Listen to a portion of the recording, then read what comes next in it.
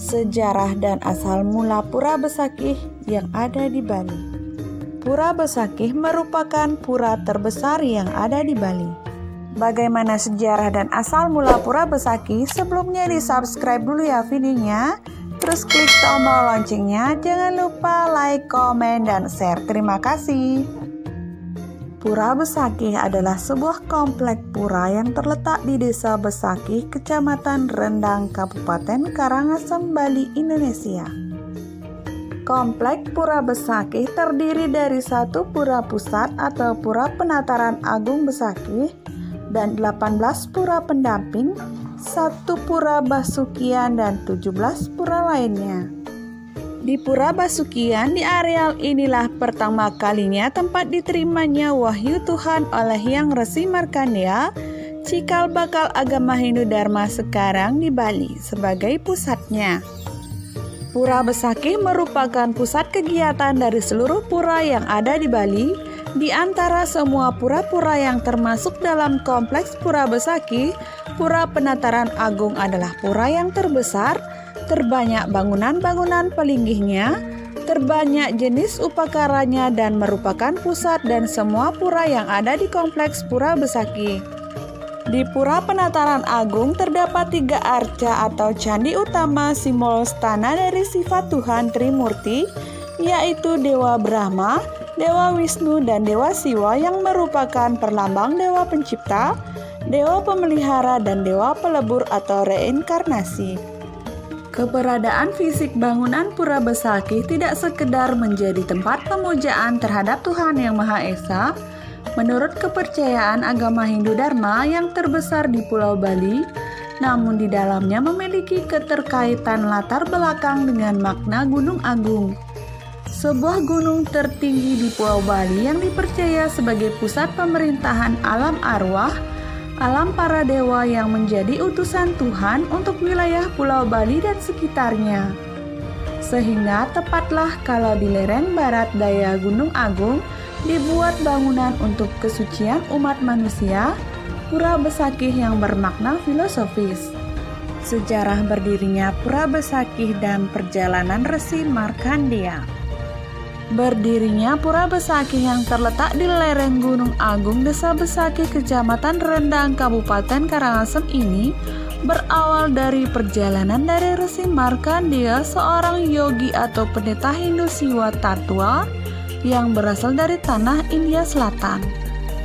Beliau menginjakkan kaki pertama kali di bumi Nusantara ini pada awal abad ke-8 Masehi di Gunung Dieng yang termasuk juga kerajaan Mataram kuno dengan Raja Wangsa Sanjaya. Sebagai seorang pertapa, beliau melakukan tapa berata di kawasan ini, namun demikian banyak makhluk halus yang mengganggu pertapaan sang resi. Untuk itulah beliau pergi dan beranjak menuju ke timur dan sampailah di lereng Gunung Raung. Di Gunung Raung inilah beliau bertapa lagi. Disinilah beliau mendapatkan wahyu berupa suara gaib dan berkas sinar terang yang tampak di arah timur. Pulau sebelah timur Jawa ini yang kita kenal sekarang dengan Pulau Bali terlihat memanjang. Sebagian pelaut mengira bahwa pulau tersebut panjangnya sampai dan menyatu ke Nusa Tenggara. Begitu juga dalam Markandeya Purana, pulau tersebut dikenal sebagai Nusa Dawa atau Pulau Panjang. Di Pulau Dawa inilah beliau mendapat wangsit untuk merambah hutan yang nantinya akan dibagi kepada pengikutnya. Sesuai wahyu yang didengar dan dilihat, Resi Markandeya datang ke Bali dengan menyeberangi Segara Rupa atau Selat Bali. Sang Resi diiringi oleh 400 pengikut, ada penyebut 8.000 orang. Perjalanan langsung menuju ke arah Gunung Tohlangkir, sekarang Gunung Agung. Sampai di lereng gunung yang masih hutan belantara, sang Resi dan pengikutnya mulai membabat hutan untuk membuka lahan sebagai areal pertanian. Namun misi beliau gagal karena banyak pengikutnya yang meninggal karena sakit, kejadian misterius, dan dimangsa binatang buas. Sebagai seorang yogi dan pertapa, beliau mengetahui bahwa ada kekuatan atau aura misterius yang menguasai pulau tersebut. Kemudian Resi Markandeya kembali lagi ke Gunung Raung untuk melakukan tapa dan minta petunjuk kepada Sang Pencipta. Maka didapatlah wangsit untuk melakukan upacara yadnya sebelum merambah hutan di lereng gunung Pulau Dawa tersebut.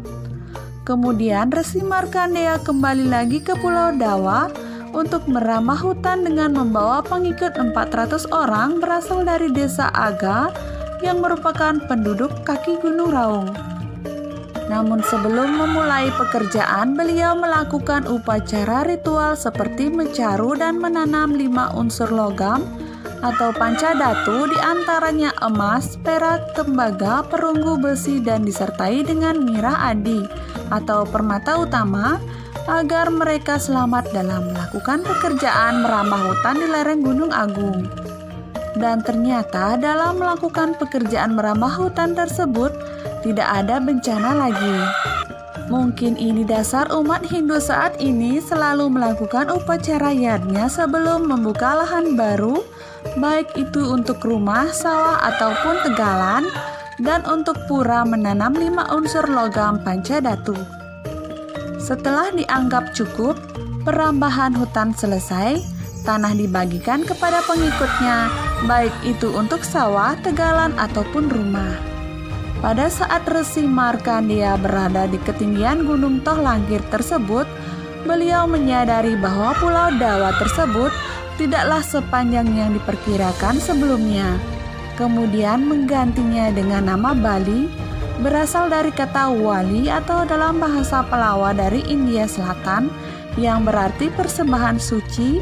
Selanjutnya, pada masa kini, persembahan atau upacara suci tersebut dikenal dalam bentuk banten yang dibawa warga umat ke pura saat melakukan persembahyangan. Selanjutnya, kawasan Tohlangkir ini dikembangkan dan diberi nama Besuki, kemudian menjadi Besakih yang artinya selamat. Sedangkan tempat Resi Markandeya melakukan upacara persembahyangan dan menanam 5 elemen logam atau pancadatu dikenal dengan nama Pura Besakih. Awal dari sebuah pelinggi, kemudian didirikan pura bernama Besukian, kemudian pura tersebut terus berkembang. Pembangunan dilakukan secara bertahap sehingga menjadi kompleks pura terbesar yang sekarang dikenal dengan nama Pura Besakih. Pura Besakih dibangun pada abad ke-8 dan terdiri dari 3 pura yang dipersembahkan untuk Dewa Wisnu, Brahma, dan Siwa. Letak desa Besakih yang tinggi memang sengaja dipilih sebagai tempat untuk mendirikan pura karena dianggap suci. Dahulu disebut Hulundang Basuki yang kemudian berubah menjadi desa Besakih. Nama Pura Besakih juga didasarkan pada mitologi Naga Basuki yang dianggap sebagai penyeimbang Gunung Mandara. Pembangunan kompleks Pura Besakih disesuaikan dengan arah mata angin yang merupakan simbol keseimbangan alam. Pura yang berdiri di keempat arah mata angin itu disebut sebagai mandala, sementara satu mandala berada di tengah yang berfungsi sebagai poros yang disebut sebagai dewa penguasa atau dewa catur lokapala. Jadi kelima mandala melambangkan panca dewata. Pusat atau poros mandalanya adalah Pura Penataran Agung Besakih, merupakan pura terbesar dari kelompok pura yang ada dan ditujukan untuk memuja Dewa Siwa. Pura Gelap di sebelah timur untuk memuja Dewa Iswara. Pura Kiduling Keretek berdiri di arah selatan untuk memuja Dewa Brahma. Pura Ulun Kulkul di sebelah barat untuk memuja Dewa Mahadewa. Dan Pura Batu Madak yang dibangun di sebelah utara untuk memuja Dewa Wisnu. Ada hal yang menarik dari Pura Besakih yang wajib kalian ketahui. Tidak hanya sejarah Pura Besakih yang menarik untuk dibaca, berikut ini adalah beberapa fakta menarik tentang Pura Besakih. Pura Besakih adalah pura terbesar di Indonesia dengan 1 pura pusat dan 18 pura pendamping. Jumlah keseluruhan pura adalah 22 bangunan. Di kompleks pura ini, tepatnya di Pura Basukian, penyebaran agama Hindu di Bali dimulai. Pendiri Pura Besakih sendiri adalah tokoh agama Hindu atau petapa dari India yang datang ke Pulau Jawa yang bernama Resi Markandeya. Sang petapa pun menamai Besaki yang berasal dari kata Basuki yang berarti selamat. Kata Basuki ini juga dikenal sebagai nama naga yang mitosnya adalah penjaga pura tersebut dahulu kala. Kata Basuki itu sendiri berasal dari nama tempat di mana ia menanam kendi berisi air dan pancadatu, yaitu logam, emas, perak, perunggu, besi, permata, dan sesajen dengan percikan air suci. Pura ini dibangun dengan konsep Trihita Karana, yaitu konsep keseimbangan antara manusia, Tuhan, dan alam. Oleh karena itu, penyusunan bangunan dirancang sesuai arah mata angin untuk mewujudkan konsep keseimbangan alam tersebut. Pura Besaki memiliki 7 unsur kebudayaan, yaitu sistem pengetahuan, peralatan hidup dan teknologi, organisasi sosial kemasyarakatan, mata pencaharian hidup, sistem bahasa, religi, dan upacara, serta kesenian. Sebagai objek penelitian kehidupan sosial budaya, Pura Besaki diketahui menjadi bukti peninggalan sejarah purbakala. Terbukti dari berubahnya menhir punden berundak-undak dan arca menjadi bangunan zaman Hindu berupa Meru, Pelinggi, Gedong, dan Padmasana. Keterkaitan Pura Besaki dengan Gunung Agung sangat erat karena Pura Besaki dianggap menjadi pelataran gunung untuk menyembah dewa, dan dewa di sini dikonsepsikan sebagai Gunung Agung.